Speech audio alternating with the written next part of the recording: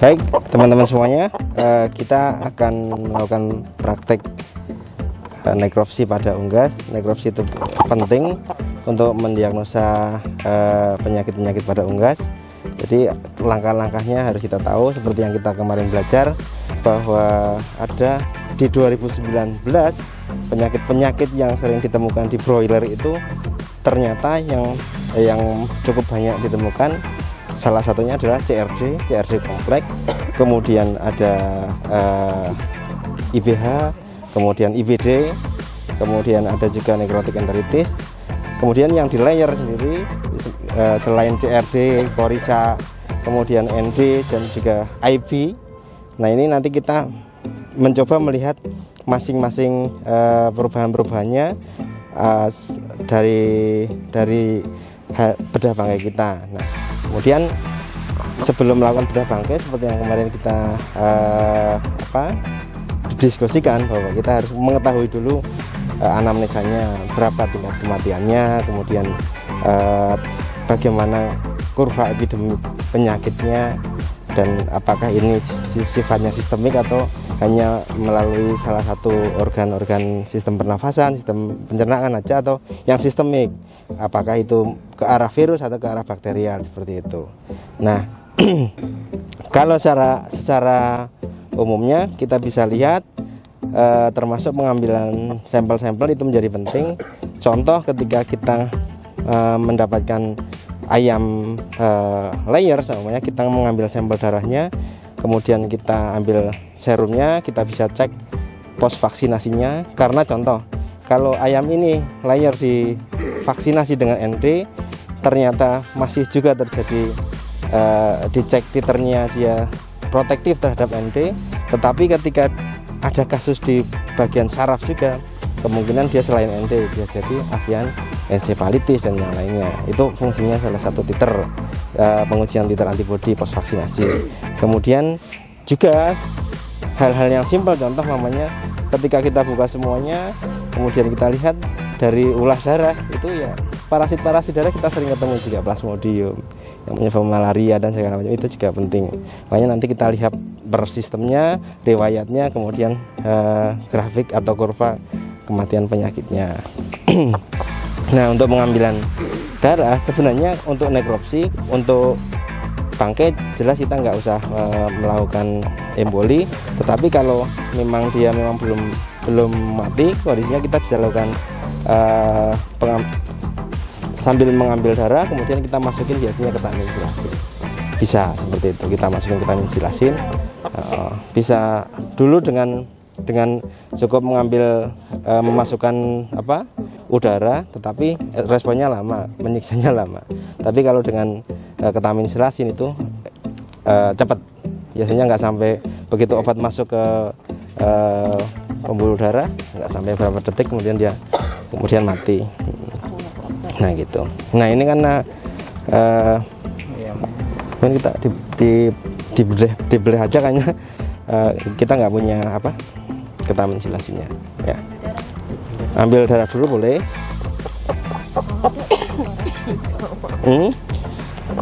Ya, nggak boleh serawan. Nah, tapi tetap harus ada henting yang bagus.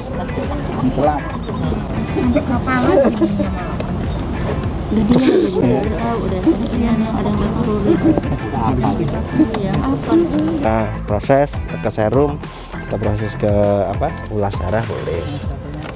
Mau ke sini boleh, biasalah kita mau ke tabung boleh, atau mungkin ambil ulas darah juga bisa. Itu bisa juga yang hidup, nanti kita celupkan. Kalau yang hidup kemarin kita coba, asalkan ada yang megangnya handle-nya itu bisa. Ya. Soalnya kemarin swab kloaka sini nggak ketangkep. Ya, memang hasil kajian kita kemarin itu, bahkan swab kloaka itu hasil AI-nya paling rendah dibandingkan dengan swab karkas ataupun swab lingkungan. Jadi memang kecuali siding itu kecil banget kemungkinannya. Nah, ya. Awas basah. Swab terakhir aja. Ya kalau memang ininya siap, ada kita swab terakhir lebih bagus sih. Ininya awas kena baju. Ada nggak? Ya. Oke. Nah, nanti sebenarnya kita akan lihat apakah terjadi apa di bagian eksteriornya, di pialnya, warnanya dan segala macamnya, karena beberapa akan nampak di sini.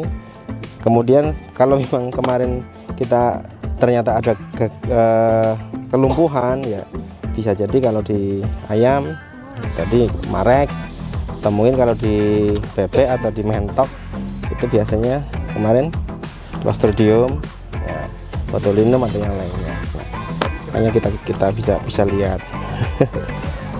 Ya. Nah, kita buka namanya beberapa penyebabnya. Tergantung dia banyak kasus apa sedikit kan. Bisa jadi defisiensi mineral dan segala macam. Nah, sebenarnya bisa kita lihat dulu, karena kalau di ayam-ayam muda biasanya juga kita bisa lihat timusnya di sini. Dia penghasil sel-sel daya tahan tubuh juga.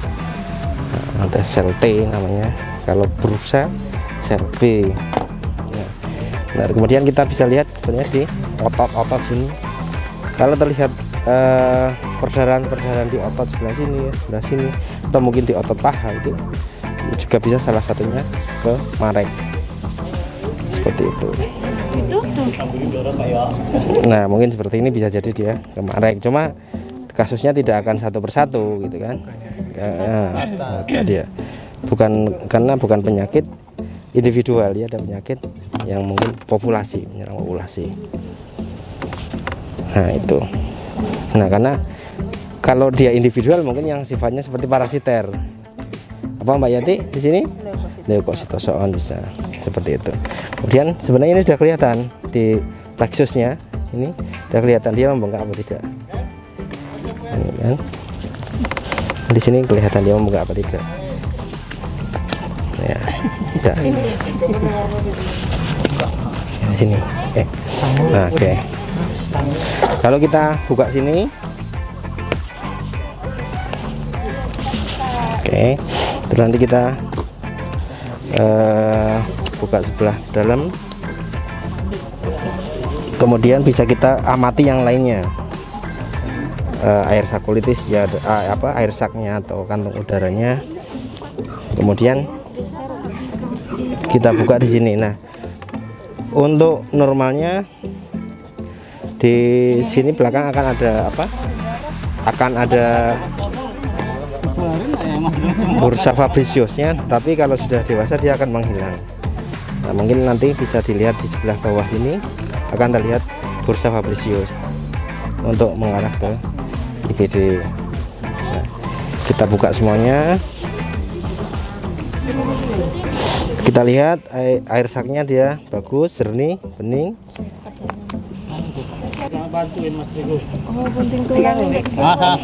Oke. Nah, kemudian sebenarnya di sini nanti kita bisa pakai gunting tulang. Kemudian di sini kita iris juga. Tuh, kita pisahkan dulu temboloknya. Ya.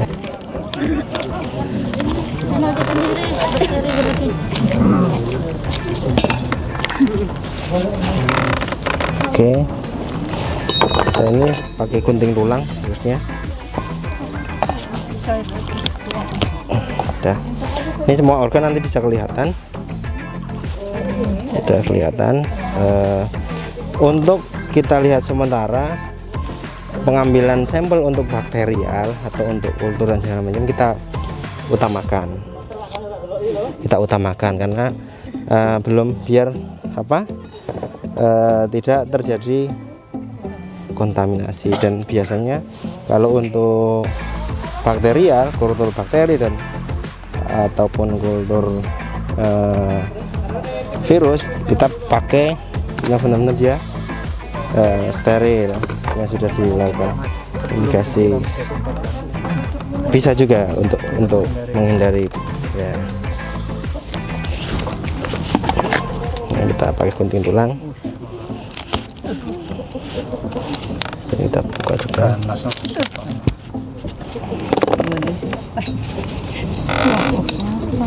Nah.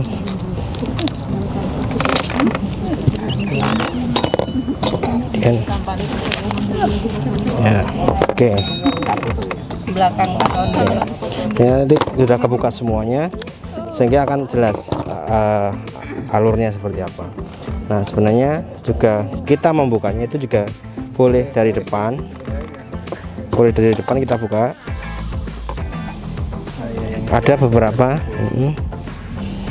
Nah kita lihat juga ciri-cirinya, apakah kalau dia di saluran pernafasan, kemarin ada CRD, ada Korisa, itu kita bisa buka di situ. Kemudian tanda di sini ada juga penyakit yang pembengkakan di kepala namanya swollen head syndrome. Kemudian salah satunya juga di sini kalau gejala defisiensi vitamin A namanya, dia berpengaruh di mata. Kemudian kita coba buka. cincinnya nggak kelihatan. Nah seperti ini, bisa namanya sinus, bisa kita buka di sini. Kemudian itu yang bisa diambil lelerannya, atau mungkin bisa nggak kuat karena sudah terlalu, atau mungkin nanti dengan swab bisa.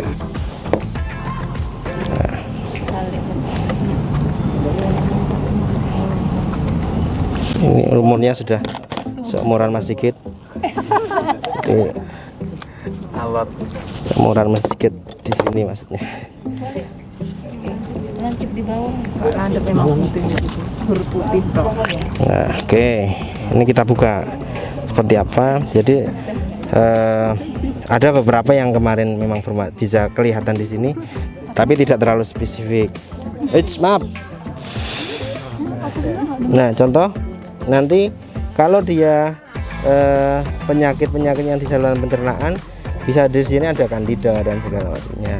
Kemudian kalau di pernafasan yang kemarin, salah satunya adalah infeksius laringotrachetis. Biasanya dia sudah penuh dengan darah di sini. Kita buka pun akan penuh darah dan nanah. Tidak hanya hemoragi, tapi dia benar-benar penuh darah, warnanya merah. Nah, kemudian kalau seperti itu, maka bisa kita kultur ke virologi, atau bisa kita ambil sebagian jaringannya untuk dimasukkan ke formalin. Nah kemudian selanjutnya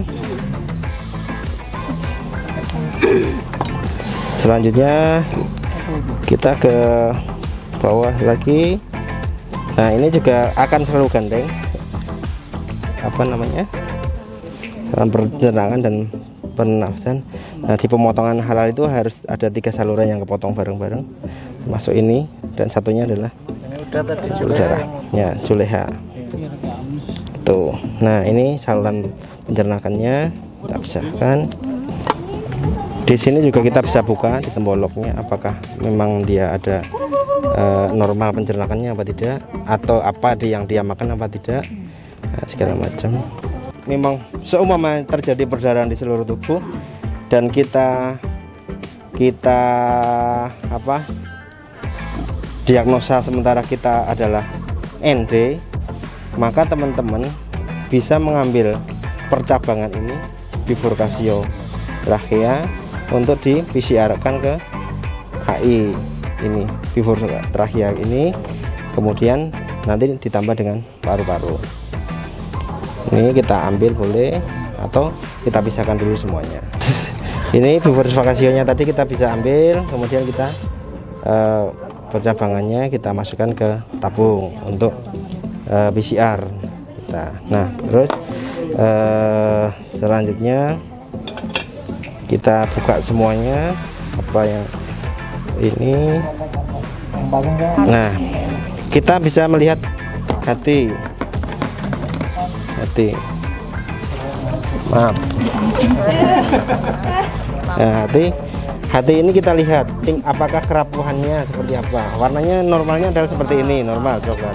Ada yang warnanya nanti coklat kekuningan, kemudian dia membengkak, rapuh, bintik-bintik, itu kita duga, kita ambil. Kemudian jangan lupa nanti pengambilan sampel juga kalau bisa dilihat di sini, di kantung empedunya, karena untuk mendeteksi ada tidaknya racun mikotoksin itu kita di sini ini, tapi dengan histopatologi gitu. Nanti kalau terjadi ada perubahan di kantung empedunya ini, berarti kemungkinan besar dia ada mikotoksinnya. Nah, di sini kemarin kita sudah sebutkan ada inclusive body hepatitis, ada Marex, juga kemudian ada beberapa salmonella juga menciri di sini. Kemudian lymphoid leukosis juga bisa kelihatan di sini. Nah, seperti ini. Kita lihat perubahannya. Kalau normal, oke, kita nggak perlu ambil. Nah, kemudian tadi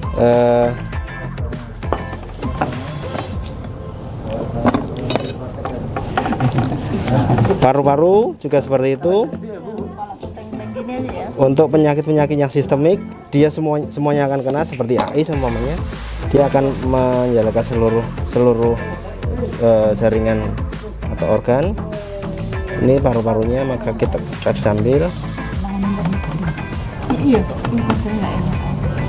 Nah, tapi ini masih normal, oke. Ya. Dan di sini juga kalau bisa TBC juga bisa kelihatan di sini. Ya, nodul-nodul keputihan sama. Ini bagus. Itu. Ada ini sama sekali. Nah. Plastiknya tadi. Bukan Ya, paru-parunya seperti ini. Ya, baik teman. Kemudian kita lihat nah, kemungkinan seperti ini juga dia, kalau warnanya berbeda ini bisa kita lakukan histopatologi atau kultur. Nanti kalau diambil untuk histopatologi, berarti mamanya kita akan mengambil dua jaringan yang berbeda. Kalau di sini masih normal, di sini tidak normal, maka kita ambil dua-duanya.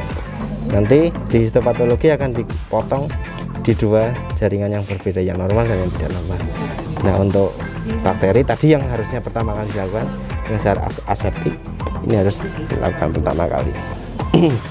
Oke, itu di paru-paru. Kemudian kita lihat semuanya apa-apa yang terjadi perubahannya. Nah, ini sudah ke saluran pencernaan. Kita akan lihat. Nah, kebetulan ini jantan, jadi teman-teman tidak bisa melihat saluran reproduksi untuk telur. Nanti terakhir itu, kemudian kalau ini testis dua-duanya kiri kanan, kemudian di sini ada ginjal di bawah, kita lihat dia membengkak apa tidak. Kemudian kalau terjadi seperti Marex, maka biasanya di sini akan membesar. Ini kemudian kalau memastikan dia benar-benar Marex apa tidak, kita bisa buka. Kita buka di sini. Di sini juga bisa. Maka kita buka di sini tengahnya, di dalamnya seperti apa.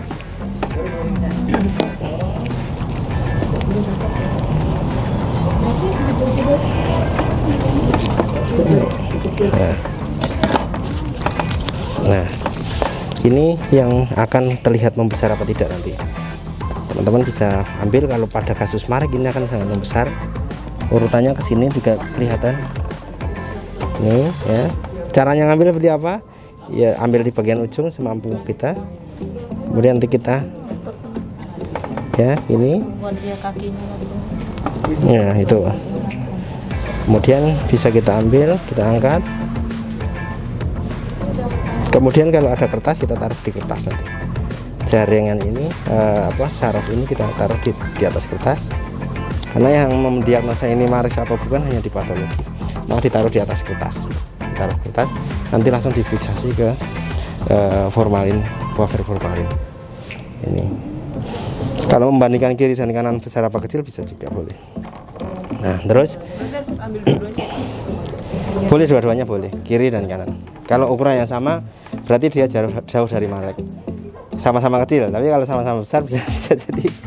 Nah, kemudian ini di sini bursanya, bursa Fabriciusnya sudah hilang, sudah mereduksi.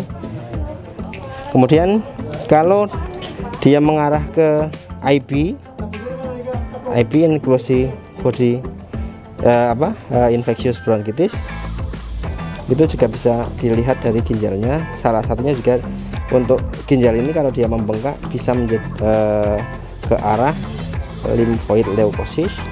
Itu nanti yang membedakan di sini lymphoid leukosis. Nah, ini ginjalnya bisa kita buka satu persatu. Sama kalau mau dikultur berarti bakteri, kita harus utamakan dulu dengan yang steril. Kemudian, nah ini bisa kita buka kiri dan kanan, apakah dia membengkak atau tidak.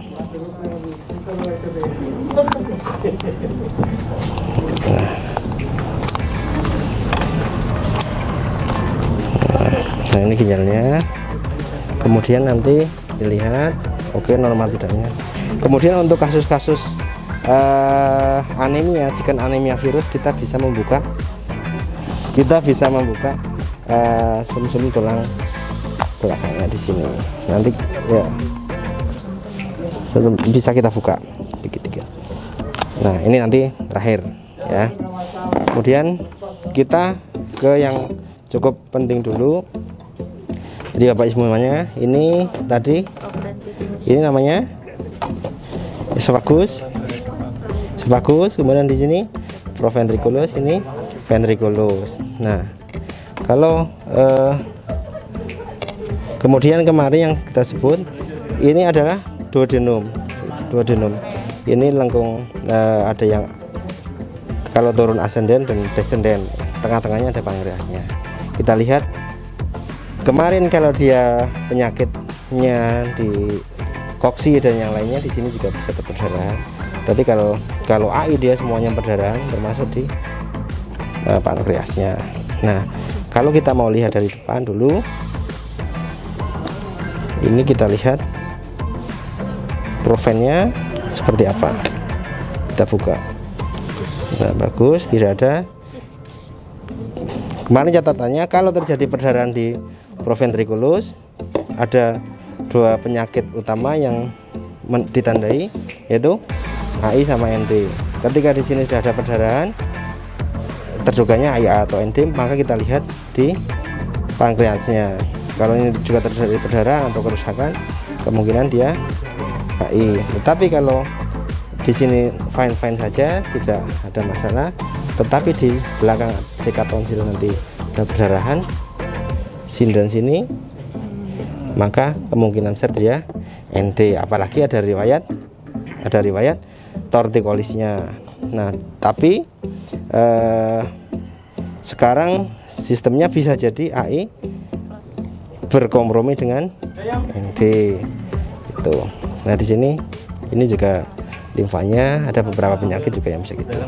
Oke, Pak, untuk mengambil di histopatologi cukup ambilin semuanya.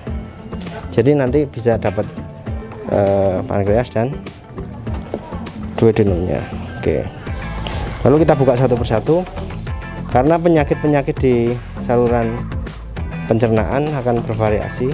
Nah, contoh seperti ini. Bisa jadi kalau seperti ini kita bisa cek di parasitnya, karena Emiria itu bisa dari atas ke bawah. Jenisnya namanya beda-beda. Ada Emiria temela, Emira, banyak banget, akan berbeda-beda. Kemudian kita buka semuanya. Ini contoh yang tidak sehat, tidak normal. Nah, bisa jadi yang di saluran pencernaan itu banyak bakterial yang gram negatif, E. coli, salmonella, atau gram positif, Clostridium perfringens, itu juga di saluran pencernaan. Selain parasiter pasti cacing, coccidia, mungkin kalau di hewan besar ada kripto. Nah, seperti ini enggak normal, maka kita lihat gimana seperti apa. Kemungkinan besar kalau dia mengarah ke necrotic enteritis yang disebabkan oleh Clostridium pervingens, maka bisa kita ambil sampelnya. Bisa jadi ini kita ambil, kita masuk ke histopatologi. Kemudian kalau mendiagnosa bahwa dia parasiter, ya bisa kita ambil untuk parasiter. Ini sampelnya. Nah, bisa jadi ini cacing. Ya. Contoh ini cacing. Railitina kemungkinan nanti bisa kita ambil sampelnya. Jadi tempat sampelnya mana?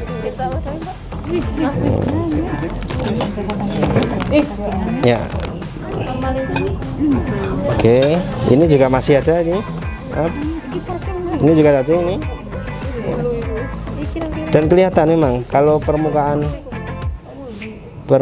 terlihat memerah dan segala, kemudian membesar seperti ini, berarti isi di dalamnya kemungkinan besar cacing.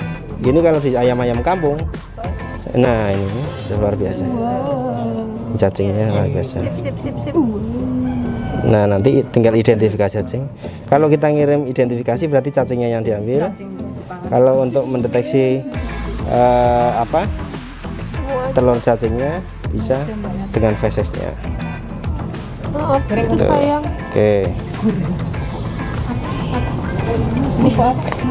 Oke. Terus itu kita buka semuanya. Tadi dari duodenum, jejunum, kemudian ileum, batasnya ada tapi mana ya? Oke, ada batasnya kecil. Kemudian kita lihat semuanya itu, nah, bawahnya kita lihat. Nah, ini nanti bisa jejak-jejak cacing juga menimbulkan lesi seperti apa. Tapi ingat bahwa parasit sistemnya dia akan menggerogoti yang punya jangan mati dulu. Iya, biar dia nebeng bisa makan terus. Itu kan seperti itu. Parasit sistemnya seperti itu. Nah ini bukan. Oke, kita lihat semuanya. Sip. Kemudian, nah ini di yang tadi namanya apa? Di sini sekatonsil. Di sini yang sekumnya. Nah, sekum ini banyak juga pada diare darah juga, ini di sini spesifik sekali. Boleh kita buka. Emirianya juga cukup banyak biasanya. Bisa kita lihat di sini. Nah, untuk kasus ND ini kita bisa lihat di sini atau di sini. Bisa kita buka. Terlihat perdarahan. Nah, oke, kemudian kita buka, boleh. Kemudian dilihat di dalamnya apakah ada jejaknya. Oke, seperti apa. Kalau memang benar-benar ini mengarah ke ND, maka kita potong semuanya. Seperti ini kita potong, kemudian kita masukkan ke untuk histopatologi. Tuh. Oke, terus kalau memang mengarah ke ND, maka kita harus buka otak. Kita harus buka otaknya, karena salah satu yang mencirit juga di otak, dia menyebab pada saluran syaraf. Kita bisa buka otaknya. Nah.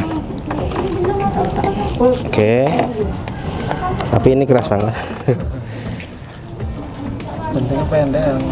Kemudian kalau mengarah ke penyakit lain seperti defisiensi vitamin A, ya bisa kita ambil bola matanya. Masuk ke defisiensi vitamin. Patologi. Nah, kita buka otaknya. Ya, kemudian kita lihat dia apakah perdarahan apa tidak, normal aja, pembengkapan tidak, karena mungkin penyakit yang infeksinya kronis, contoh TBC juga bisa sampai ke otak. Nah, ini kan seperti ini otaknya. Nanti tinggal kita ambil, kemudian kita masukin ke. Nah, ini otak. Ada otak besar, otak kecil.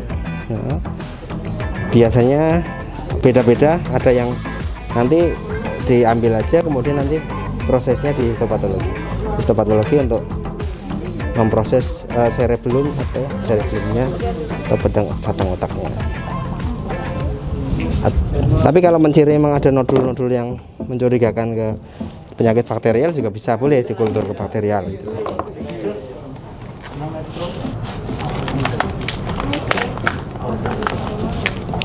Oke, kita bisa buka ya.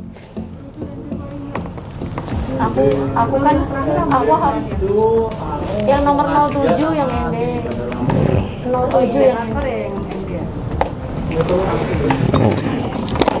Kan ada pembungkus otaknya atau meninges ya.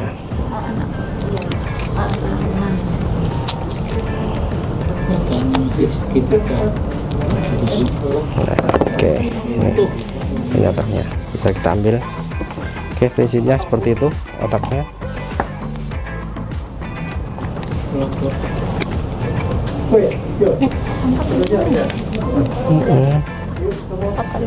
Oke, terus boleh kita ambilkan otaknya ya.